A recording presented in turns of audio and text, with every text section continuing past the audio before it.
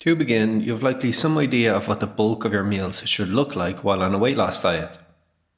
The transition of white bread or rice to brown, the moderate inclusion of healthy fats like seeds and unsalted nuts, and the lessening of starchy foods like potatoes with the replacement of more non-starchy ones like Brussels sprouts and broccoli are just some simple examples. All in all, this aims at two primary objectives: enhanced satiety and fewer calories consumed daily. But if feelings of fullness is one of the main things a good weight loss diet should offer, why are so many of us still hungry after a salad, the meal almost synonymous with dieting? Well, today we'll explain why and also clue you in on how you can optimize the filling effect of yours. But first, as always, please take note of our disclaimer. Before we get into why we're often hungry after a salad though, and how to make it more filling, the lead up to it is equally important a consideration. This is because if you're skipping breakfast or lunch, the help a salad will offer at dinner, for example, often won't be enough to stop us from going for a second serving or some snacks afterward. Of course, there is debate surrounding how many meals are best for weight loss, and it's important to remember that different things work for different people. But there's no doubt that having a filling breakfast and lunch definitely won't hurt. As such, this is the first reason you mightn't be full following a salad, plainly because of missed meals earlier in the day causing you to overcompensate later.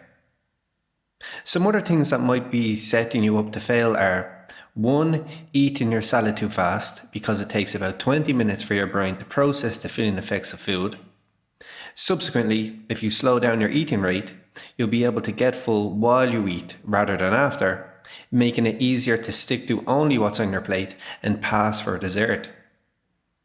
2. Not drinking a cup or two of water before it, since the brain can often misinterpret feelings of thirst for hunger. 3. Overeating refined carbohydrates and added sugar an hour or two beforehand, which inclines you to be hungrier. And lastly, from watching TV or playing with your phone while you eat, as if you're not paying attention to your food, you're also not paying attention to the satiety signals you're getting from it.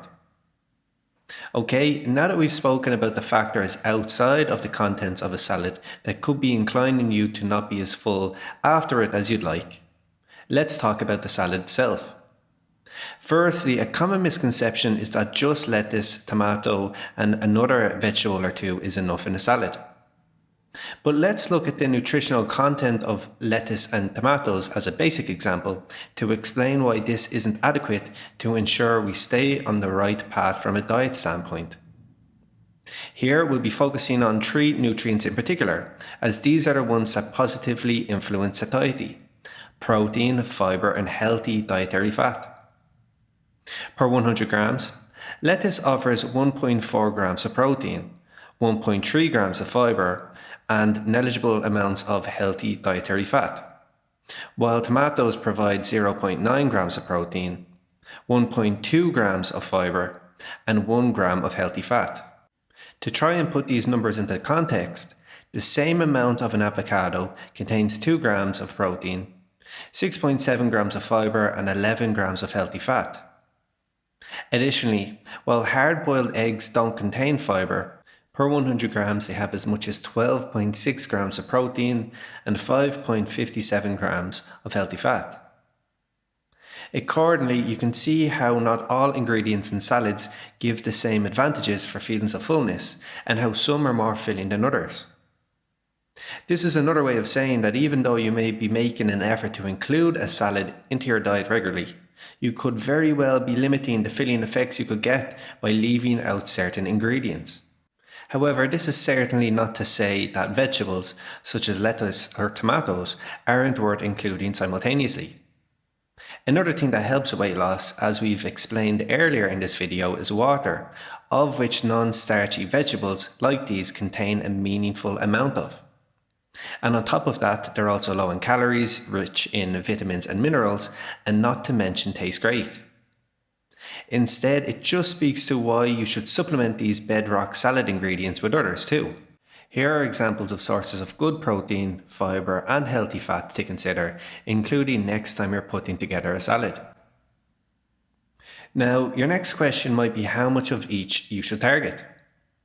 Well, to be practical and not specify the exact amounts of each nutrient to be aiming for in grams from your salad, which is, needless to say, tedious and unrealistic to do over the long term, we'll use estimates. Preferably, at any meal, we want to shoot for about 1/3 of a regular sized plate from protein sources, 1/2 from fibre sources, and the remaining 1/6 from healthy fat sources. Also, we want to include a combination of the 3 nutrients with each salad because it helps slow down digestion and hence aids satiety. So for a salad, that'd run along the lines of something like 1/3 of a plate of cut up lean chicken breast, 1/2 a plate being a combination of, say, quinoa and non-starchy veggies, with this tipping more in the favour of the veggies, and 1/6 of a plate of olives.